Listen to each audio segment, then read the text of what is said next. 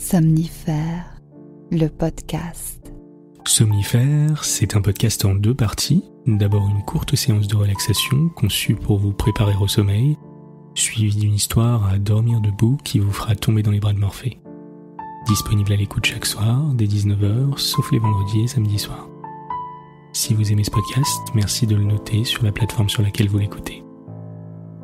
Pour toute question ou suggestion, envoyez un mail à l'adresse morphée@somnifèrelepodcast.com. Bonne écoute et bonne nuit. Installez-vous confortablement et fermez les yeux. Votre programme du soir va commencer. Bonsoir à tous, nous sommes le mercredi 24 février et Somnifère vous raconte ce soir l'histoire d'un homme qui reçoit une lettre anonyme qui va bouleverser son quotidien. Mais encore faut-il vérifier les informations qu'elle contient. C'est une nouvelle de Maurice Leblanc intitulée La fortune de Monsieur Fouque. Nous découvrirons cette histoire en 2 parties, la suite sera diffusée dans le podcast de demain soir. Je vous souhaite une excellente nuit et maintenant place à notre séance de relaxation. La séance de relaxation. Installez-vous confortablement, relâchez les tensions musculaires et portez simplement votre attention sur votre corps.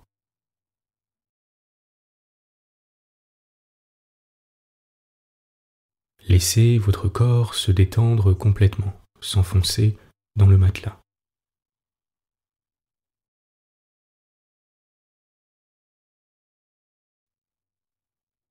Laissez le calme et la détente envahir complètement votre corps et votre esprit.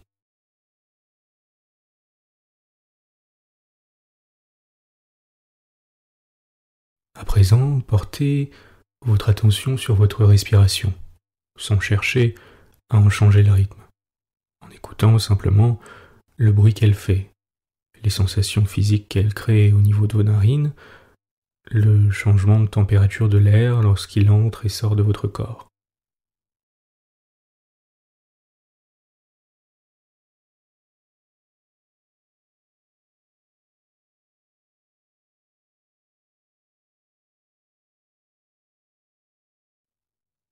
Prenez quelques instants pour observer ce processus sans jugement, comme par curiosité, dans le calme.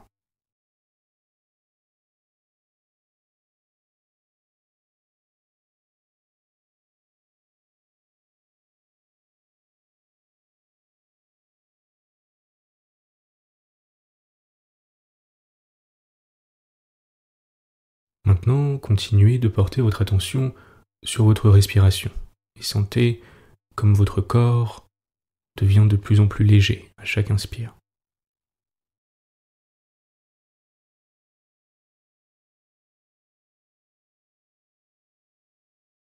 Plus vous inspirez, plus votre corps est léger, un peu comme une plume, un peu comme un ballon.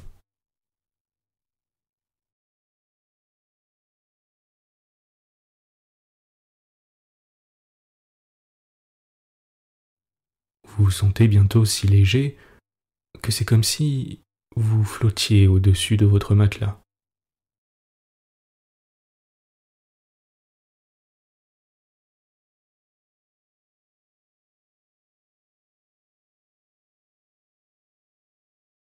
Observez comme cette sensation est agréable et recentrez votre attention sur votre respiration et sur l'air qui entre et sort de vos narines, qui gonfle vos poumons et en ressort plus chaud à l'expiration.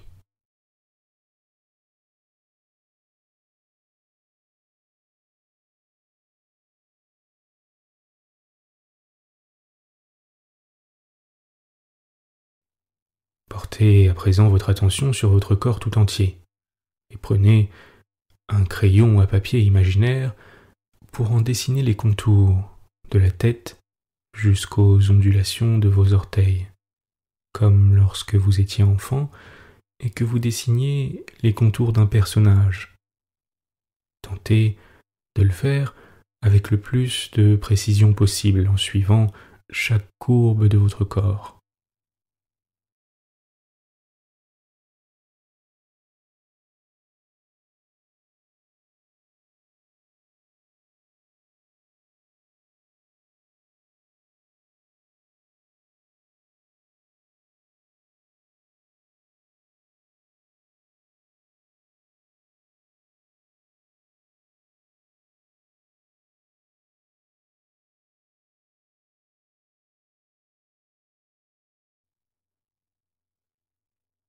Notez comme votre enveloppe physique est unique, belle, puissante.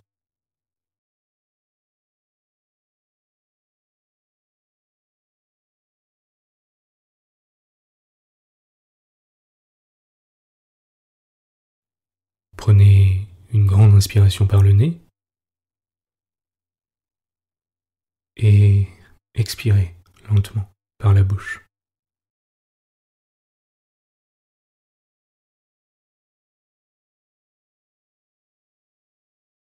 Votre corps est désormais comme une plume qui tangue de gauche à droite et de droite à gauche, doucement, paisiblement,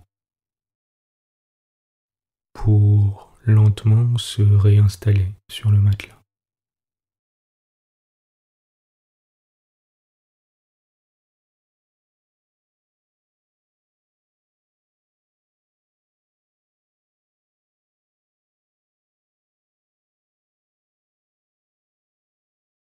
À présent, choisissez une couleur que vous aimez et qui représente pour vous le calme, la sérénité, l'amour et la compassion.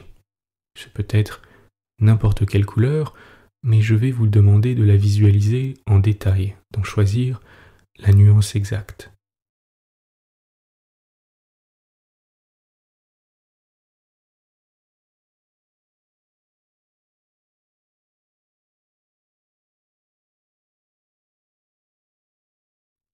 Lorsque vous êtes prêt, sentez cette couleur vous envahir de la tête aux pieds à mesure que vous respirez et balayez toutes les émotions non désirées.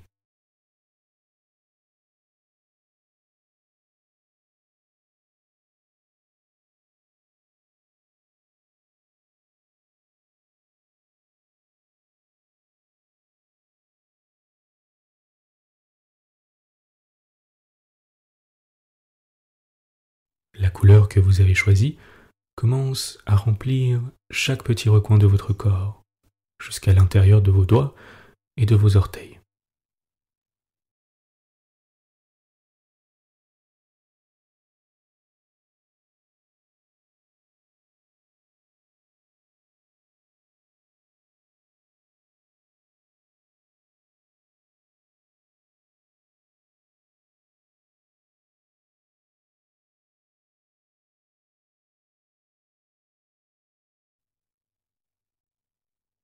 Continuez de porter votre attention sur votre respiration et de visualiser cette couleur vous envelopper.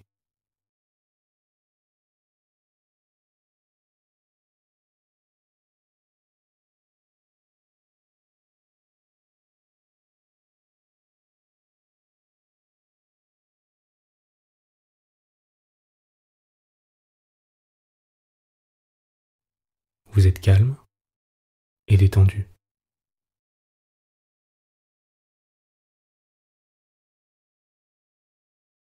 L'histoire du soir. Maurice Leblanc. La fortune de Monsieur Fouque. En arrivant à son bureau, Monsieur Fouque aperçut sur la table une lettre à son adresse. Il déchira l'enveloppe et lut. Monsieur, je vous préviens que votre femme a rendez-vous chaque mercredi à 3 heures au carrefour des Ormes, dans la cabane d'un bûcheron. Son complice est l'un de vos amis, un de vos collègues de cercle. Monsieur Fouque haussa les épaules, chiffonna le papier, le réduisit en boule. Mais au moment de le jeter, un scrupule le retint. On ne laisse pas traîner de telles horreurs, se dit-il, et il empocha la lettre.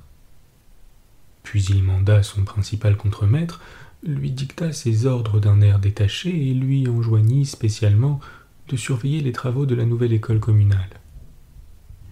Aussitôt seul, il reprit la lettre, malgré lui elle le taquinait, et il l'examina, l'étudia avec une minutie anxieuse. Il ne put cependant reconnaître cette écriture tremblée, dansante, évidemment contrefaite. Certes, il ne doutait pas de Madame Fouque, la vertu de Julie lui semblait inattaquable, et son orgueil personnel lui défendait de soupçonner sa femme. Et pourtant, quelle précision terrible dans cette dénonciation anonyme. Le jour, l'heure, l'endroit, aucune preuve ne manquait. Soudain, ses yeux tombèrent sur un calendrier. « Mercredi », s'écria-t-il, « c'est aujourd'hui ?» La nécessité d'une détermination immédiate le tourmenta. Devait-il se confier à Julie ou bien l'espionner, ou plutôt se taire et dédaigner une calomnie absurde? Ce dernier parti lui plaisait par sa simplicité et surtout l'empêchait de se lancer dans une aventure dont le résultat l'inquiétait à son insu. Mais une minute après, il se ravisait en songeant qu'un rival se moquait de lui peut-être, et il combinait des vengeances terribles. Toute la matinée, il fut taciturne, maussade, irritable, et finalement rentra chez lui toujours irrésolu. Au déjeuner, son silence frappa madame Fouque. Elle lui demanda « Qu'est-ce que tu as ?» Il répondit « Rien, que veux-tu que j'aie ?» Puis se levant, il prononça négligemment « Tu te promènes aujourd'hui ?»« Oui, un peu. »« De quel côté ?» Elle eut l'air de réfléchir et dit « J'ai envie de faire un tour dans les bois. Le temps est si beau. » Décontenancé, il balbutia « Ah, tu iras dans les bois. » Et il sortit pour cacher son trouble. Il se dirigea vers le cercle, un sentiment obscur l'y entraînait, le besoin d'un confident qui mettrait un terme à ses tergiversations. Et aussi germait en lui le désir instinctif d'exposer son cas, d'intéresser quelqu'un à sa personne et à ses actes. Monsieur Fouque, entrepreneur à Caudebec-en-Caux, avait la réputation d'un homme capable, d'un homme entendu pour tout ce qui touche au bâtiment. Mais il était établi qu'en dehors de ses affaires, il ne savait pas se conduire. On lui refusait les qualités indispensables à l'homme de bonne société, le tact, le goût et la mesure. Fouque est un garçon de valeur, disait-on de lui, un piocheur, une maison solide, mais ça n'a pas d'usage, ça ne se doute pas de ce que c'est que la vie. Le plus souvent, on n'en parlait point. On lui accordait la quantité d'estime qui correspond à 10 000 francs de rente, mais il n'occupait pas le rang auquel une pareille fortune permet d'aspirer. Boulard, le pharmacien, qui pourtant tenait une boutique et ne possédait que 6 000 livres, jouissait évidemment d'une considération plus grande. Au résumé, M. Fouque manquait de surface. D'une taille exiguë et d'un esprit étroit, il prenait dans le monde aussi peu de place que dans l'air. Son petit corps, ses petits bras, ses petites jambes, ses petites idées en faisaient un de ces petits individus secondaires qui passent inaperçus. Et chez lui, avec sa femme, ainsi qu'au cercle avec ses amis, il restait, malgré ses efforts, sans importance et sans autorité. Il s'était marié parce que le mariage donne un poids et une teinte sérieuse que n'acquiert point le célibataire. Il espérait ouvrir un salon où il recevrait la société de Caudebec et s'arranger un intérieur où il dominerait. Mais ses invités mangeaient, buvaient, fumaient sans se soucier de l'hôte qui leur offrait des mets, des vins et des cigares. De même, sa femme accaparait la suprématie qu'il avait convoitée. Madame Fouque, fille d'un mercier d'Yvetot, qui joignait à grande peine les deux bouts, était une brune, menue, têtue, d'un aspect agréable et d'un caractère hargneux. Il l'avait choisie pauvre pour mériter sa reconnaissance et s'assurer de sa soumission. Mais il se heurta, dès l'abord, à une volonté qui déjoua ses calculs. Elle fit main basse sur les clés, dirigea les domestiques, commanda les repas, meubla le salon, bouleversa le jardin, agit enfin selon son bon plaisir, sans jamais consulter son mari. Du moins, chercha-t-il le calme, le repos. Là encore, il échoua. En rentrant de son bureau, il tombait toujours au milieu de gronderies, et s'il risquait une observation, Madame Fouque le rudoyait et s'enfermait dans sa chambre. Elle n'avait pas pour lui les égards dus à un chef de maison. Elle ignorait les complaisances et les empressements qui flattent l'amour-propre, les soins qui dorlotent, les chatteries qui engourdissent. Elle négligeait les gentillesses, les petites douceurs, les plats sucrés. Enfin, elle ne réalisait pas l'idéal de la femme pour M. Fouque, un mélange de garde-malade et de cuisinière. Il s'en plaignit, puis constatant avec regret que rien ne pouvait remédier à cet état des choses, ni sa mauvaise humeur, ni ses bontés, ni ses prières, il abandonna la lutte et se résigna. Au cercle, il sentait davantage encore sa situation subalterne. Il s'exaspérait de voir les joueurs de billard interrompre leur partie quand maître Gauthier le notaire causait politique, ou quand cette mauvaise langue de Lamotte racontait les potins de la ville. Et Ferrand, donc, son meilleur ami, tous se taisaient dès qu'il développait ses idées sur la littérature et qu'il jugeait le feuilleton de l'éclaireur cauchois. Valin, ce gros homme ridicule, captivait son auditoire par le récit de son voyage en Bretagne.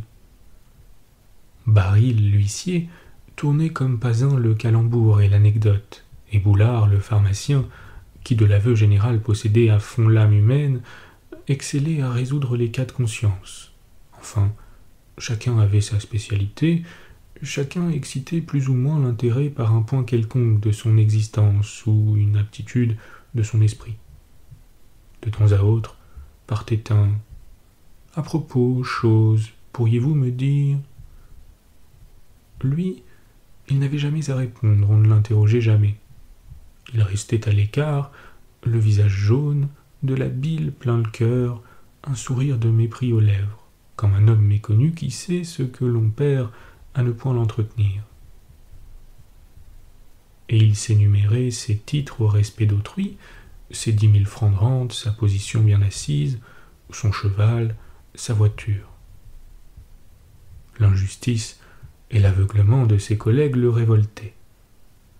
Il aurait voulu paraître, briller, devenir quelqu'un que l'on écoute, avoir sa place parmi ceux qui pérorent, être le monsieur que les passants montrent du doigt, et dont on dit en se retournant « c'est monsieur un tel qui se promène ».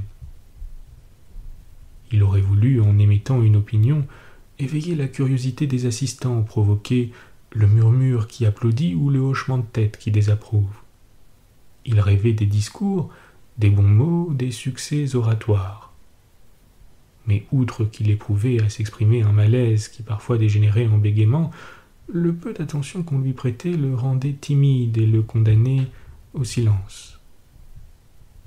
Alors, renonçant à conquérir l'autorité qu'il méritait, il se rejeta sur les conversations particulières. Il attirait ses amis dans l'embrasure des fenêtres, les agrippait par un bouton de leur jaquette, et d'un ton larmoyant les saturait de confidences. Il divulguait les secrets de son ménage, qu'était un conseil, inventé d'interminables histoires. Il déplorait les défauts de sa femme. Voyez-vous, Madame Fouque n'a pas de moelleux, nos caractères se choquent, il n'y a pas de jour qu'elle ne me fasse une scène, puis ce sont des bouderies, et des soirées, des nuits s'écoulent sans qu'une parole soit prononcée. Certes, elle n'est pas méchante, mais elle se plaît à crier, à disputer, à vociférer. Souvent même, elle lève la main. Il alla plus loin, et dans des crises de bavardage, il révéla des détails physiques. Elle avait une poitrine, cette Julie, et des bras et des jambes, et une peau surtout, une peau admirable. Une fois, étourdi par des libations trop nombreuses, il dévoila des particularités plus intimes encore. Figurez-vous, mon cher, qu'elle a en haut de la cuisse gauche une fraise énorme, une vraie pièce de 10 sous, toute blanche. Ah, on ne s'ennuie pas avec elle. Par malheur, pas de tempérament. Que voulez-vous? Elle n'aime pas ça. D'abord, on s'amusa de ses indiscrétions, on l'excitait, on réclamait des nouvelles de Julie et de sa fraise. Puis on se lassa de lui. Il répétait invariablement les mêmes choses, et d'avance l'on savait ses paroles.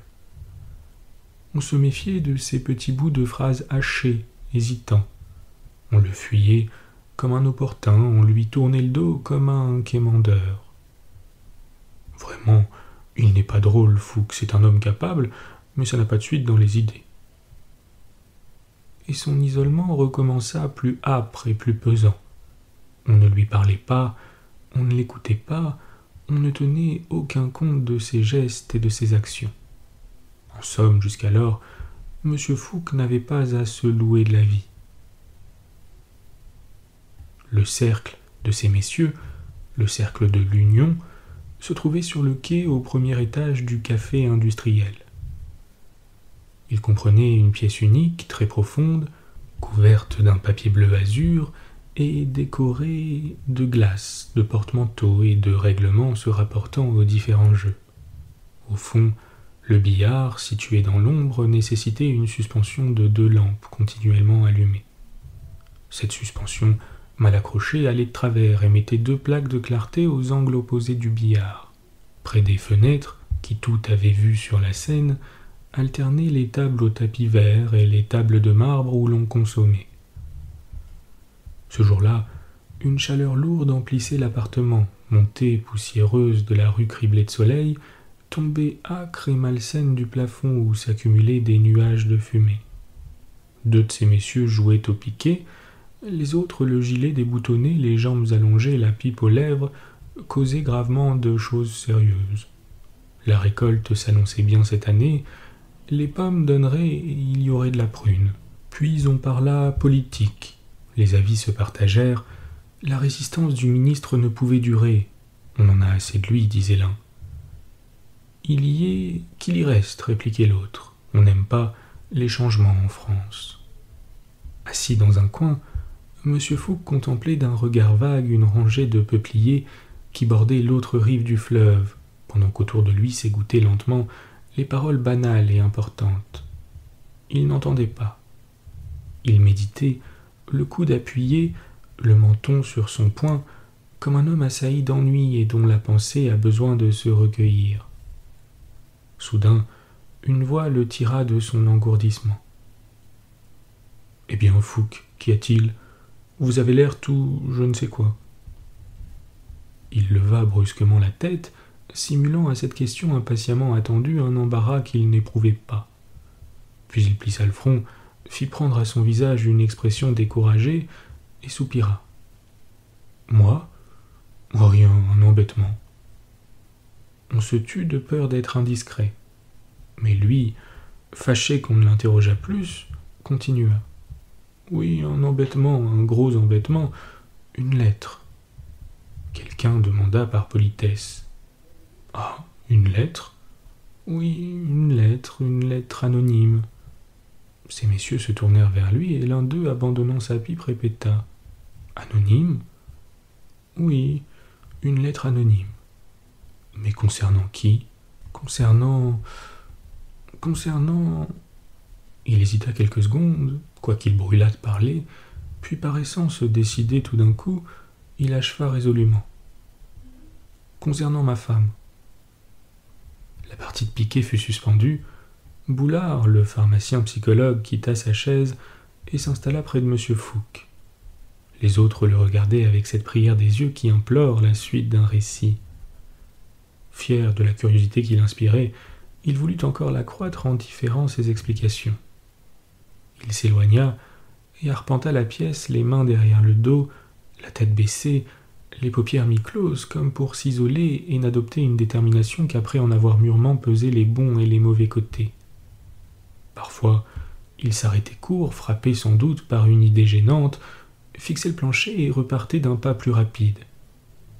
Enfin, il s'approcha de ses collègues, se tint debout contre la fenêtre, dans l'attitude qui convient au moment décisif, tout ça, et posément déclara.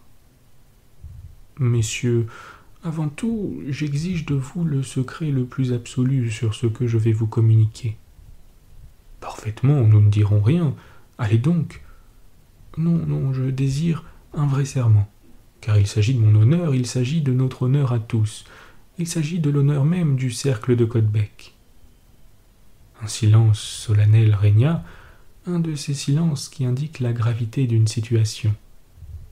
Ils étaient là 5, Gautier, Lamotte, Valin, Baril et Boulard, tous des gens d'un mérite notoire, d'une capacité incontestable.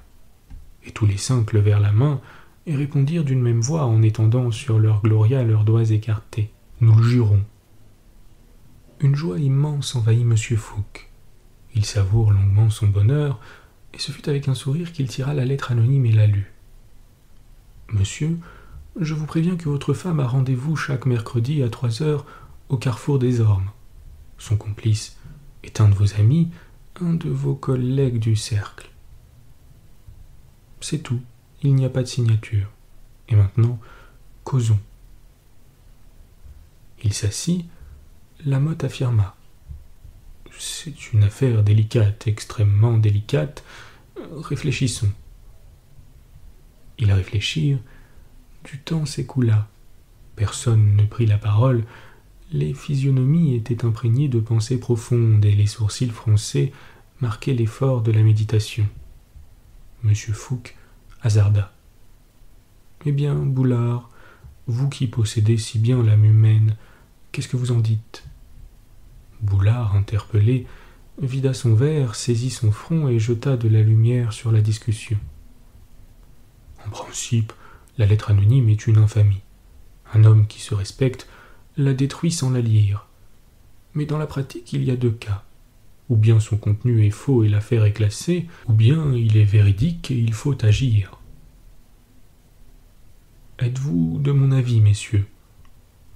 Une approbation courut parmi les assistants. Or, ajouta le pharmacien, pour savoir à quoi s'en tenir, le mieux est de lire la lettre et de se livrer à une enquête sur les faits qu'elle avance. C'est généralement la marche en pareille matière. Très bien raisonné, s'écria M. Fouque. Et vous concluez ? Je conclus sans conclure. Je citerai simplement le vieux dicton. Il n'y a pas de fumée sans feu. Alors, vous croyez ?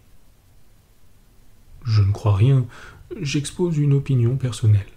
Moi, je n'hésiterai pas, ajouta le pharmacien.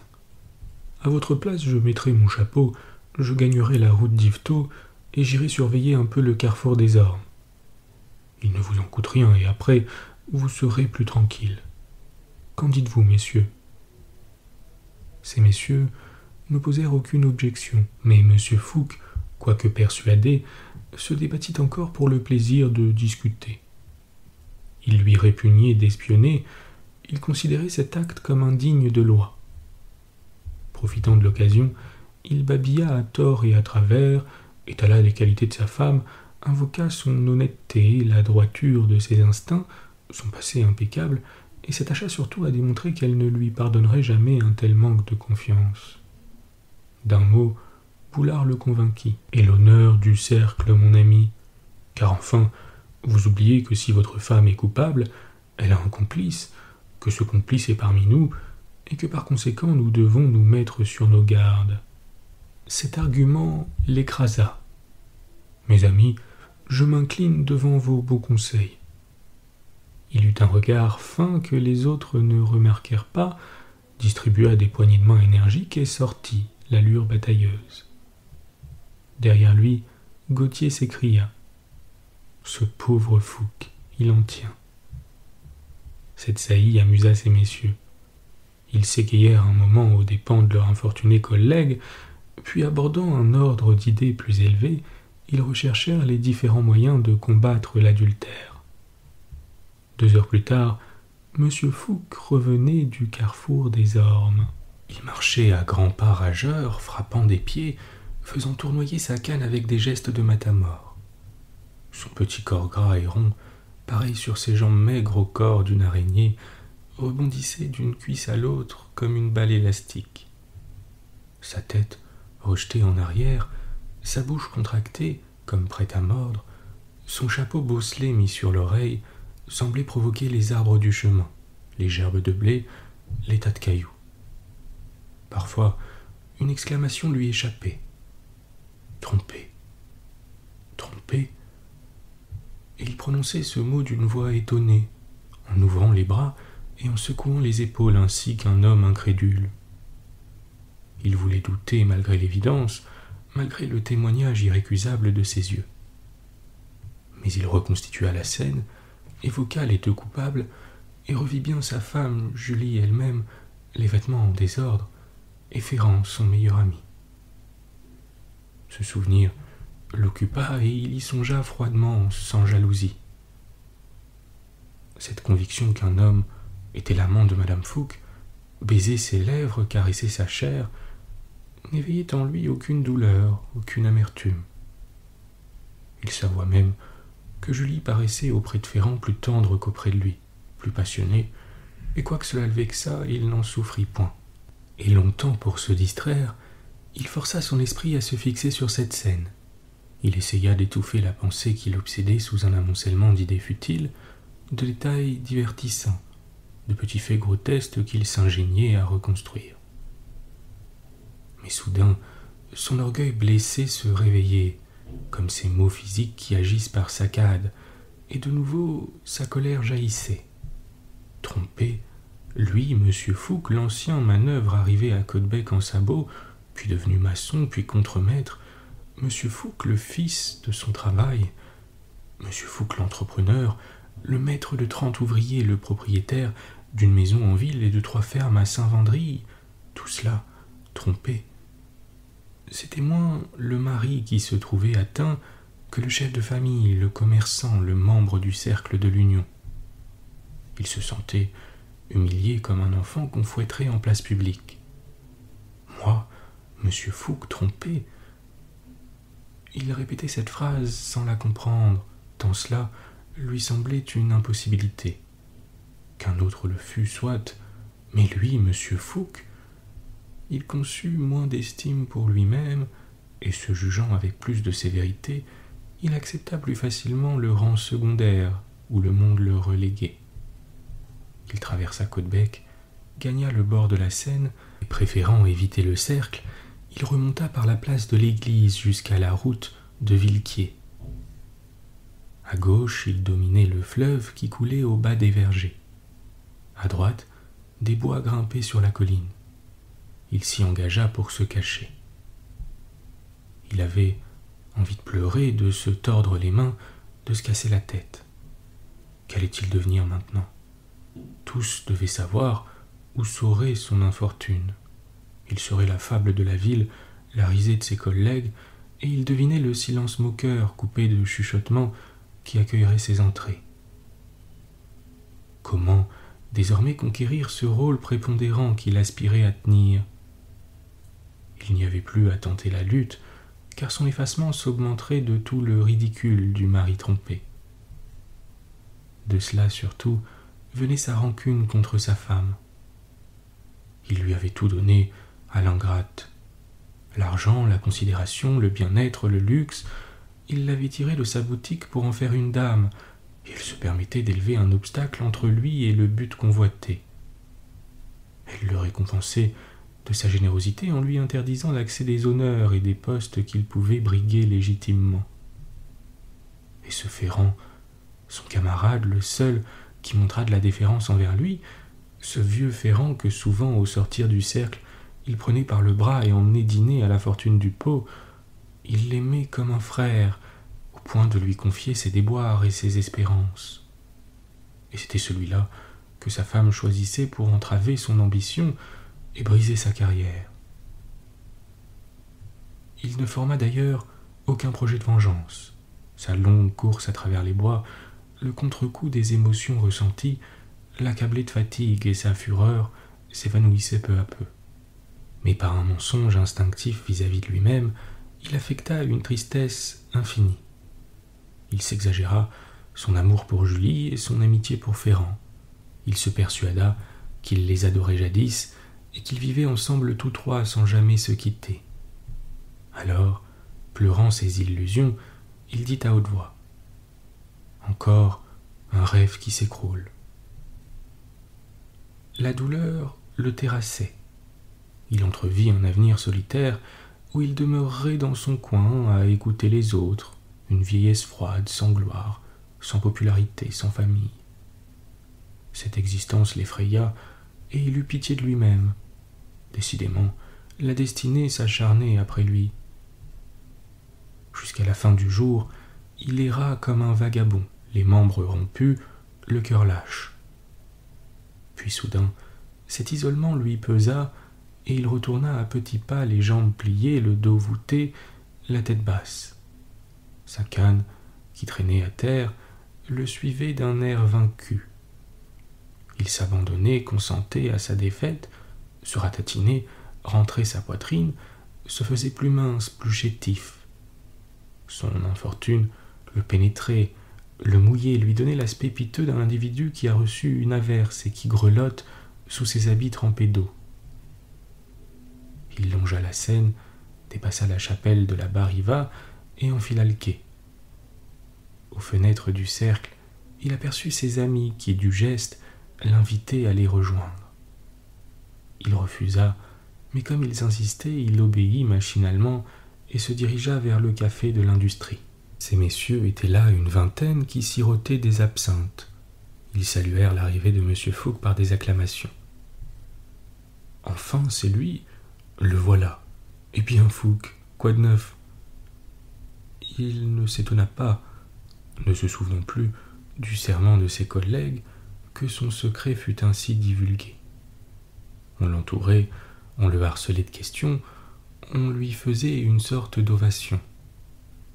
Et cet empressement lui réchauffait l'âme. Il se sentait amolli par l'atmosphère de sympathie qui le baignait, il se trouvait à l'aise au milieu de ses affections solides et de ses dévouements éprouvés. Ses nerfs se détendirent, sa souffrance se dissipa et un mot lui vint aux lèvres, qu'il lâcha malgré lui. Cocu. Il y eut un mouvement de stupéfaction. Ce cri brutal pétrifia les assistants, paralysa les mouvements et coupa court aux entretiens. François, le garçon qui sortait avec un plateau de verre vide, s'arrêta net, cloué à terre. Un silence lourd plana, un silence d'église, la nuit. Un bruit cependant résonnait, un souvenir de bruit plutôt, un écho indéfiniment propagé. C'était le petit mot drôle et terrible aux syllabes légères comme des ailes. Longtemps, il vola dans l'appartement, sautilla sur les tables, cabriola sur le billard, gambada sur le plancher, se cogna au plafond, rebondit entre les murs.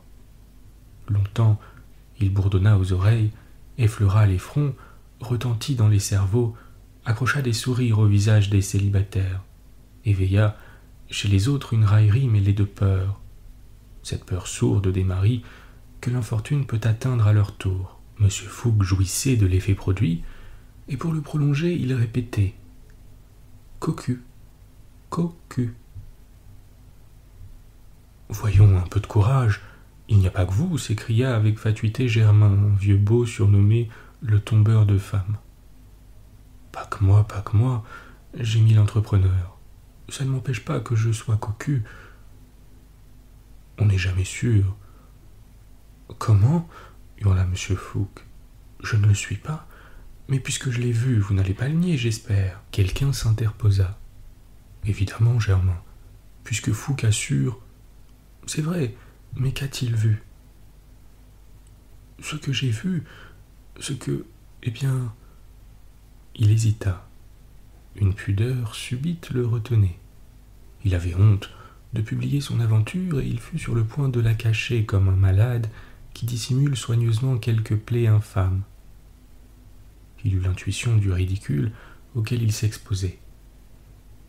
Déjà sans doute on se moquait de sa résignation, il observa ses collègues et crut distinguer sur certaines physionomies une expression de dédain. Cette remarque ralluma son courroux et il jugea nécessaire de le manifester pour sauvegarder son amour-propre. Il s'en prit au garçon qui ricanait ouvertement, l'injuria, le mit à la porte, puis la face rouge, congestionné, il parcourut la pièce en s'attaquant à des ennemis imaginaires auxquels il montrait le poing. Et il vociférait. Salaud, canaille. On réussit à le calmer, il s'abattit sur une chaise et là, épuisé par son accès de rage, il obéit aux prières de ces messieurs. Il n'avait plus de force, plus de pensée, et les paroles coulèrent de sa bouche très doucement, très faiblement, comme une confession d'agonisant. Je ne pouvais pas supposer que ce fût vrai, Il y a des choses si monstrueuses qu'on les rejette. Je suis parti, confiant, comme pour une promenade. Une fois hors de la ville, au bas de la côte, je coupais le bois par les sentiers de traverse. Le ciel était bleu, j'en voyais des coins entre les arbres qui m'abritaient du soleil, et j'avançais gaillardement, heureux de me dégourdir les jambes. Aux environs du carrefour des ormes, j'évitais de heurter les cailloux ou de froisser les branches afin de ne pas dévoiler ma présence. Puis je me blottis dans un fourré et j'attendais. Bonne nuit. Bonne nuit.